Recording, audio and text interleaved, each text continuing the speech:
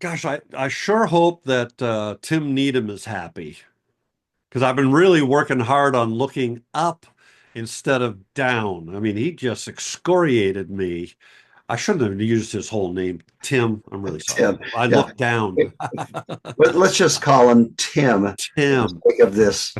Hey, now, so move aside. This is the Oh, image I think you were talking oh about. yeah. You shot this differently. Most people would not include all of that material to the right Yeah.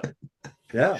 and the very, very, very dark sky. Good, good, good. Yeah. Gosh, I just cannot get out of the way. Ah, yeah. Well, Hey, and there's another nude Dune image. yeah, yeah. I can get out of the way. Good. Stay there. Oh, Okay, so today's episode, uh, stems from something we've talked about this before, but we think it's important enough to talk about again. You know, and the point being that there's a difference, and I would hope by the end of this little short discussion, maybe it'll change the way you seek advice for your images. So, in my mind, there's two different questions that can come up. I can come to you, Cole, and I can say, what would you do with this image, Cole? Or I can say, hey, Cole, how do I put a vignette in the sky on this image?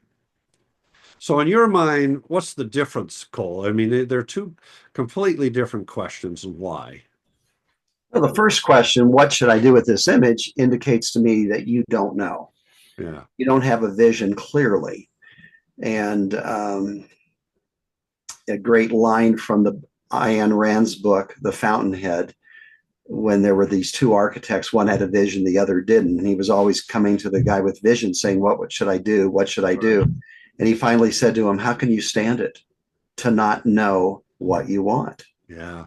And that book is so good for the creative person who's trying to follow their vision. And I that's what I'm thinking when somebody says to me, what should I do with this image? Yeah. And so in the past, I would have just said, look, you don't know, you need to find out, you need to have a vision.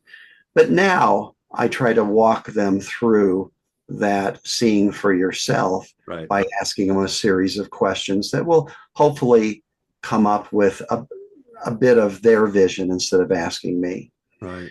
The other question is wonderful, I think, because it tells me they know what they want, they just don't know how to do it.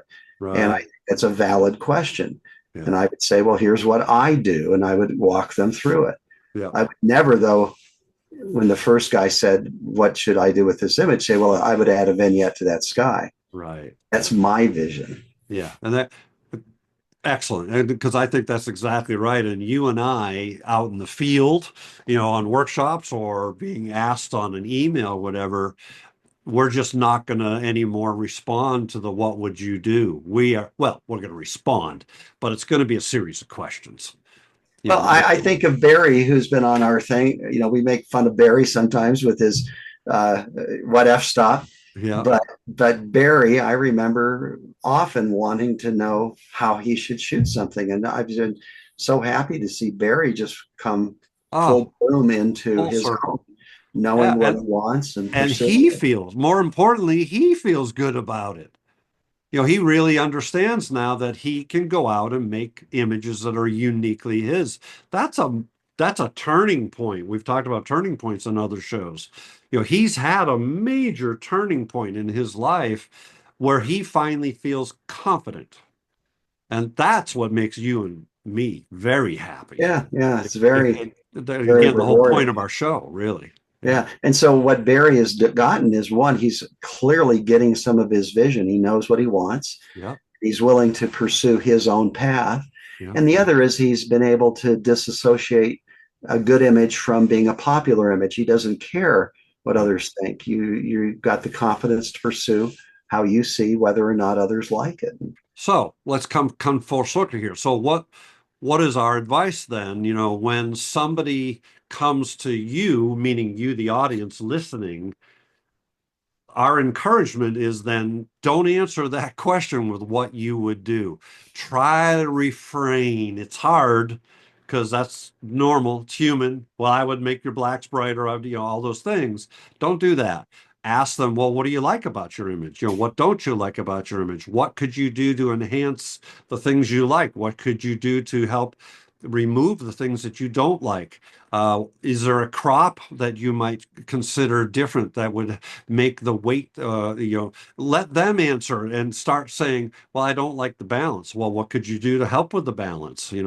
Don't answer it. Don't say, take this out Yeah, or yeah, add dark here. Let them come up with that. And then if they don't know how to make the bottom left darker, that's a different question. Well, I want to yes. make the bottom left darker. I have no clue how to do that.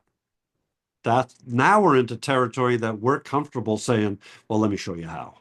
Yeah. Learning to see for yourself is something that you can use for the rest of your life. You don't have to Absolutely. turn to others.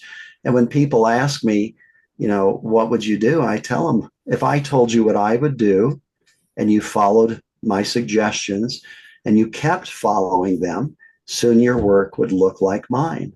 And you Yeah, don't want trust me, you don't Yeah. want that. And, Yeah. yeah. And as I always love to say, Confucius say, Confucius. they who walk in another's footsteps never finds their own path. Yeah. So find your own path. Don't Yep. walk in somebody else's footsteps. And again, thank you for following along. Like, subscribe. I don't know how to put that in there with a button that you can press. I have no clue. And you know what? I have no interest to figure out how to do it either. So like, subscribe on your own, figure it out.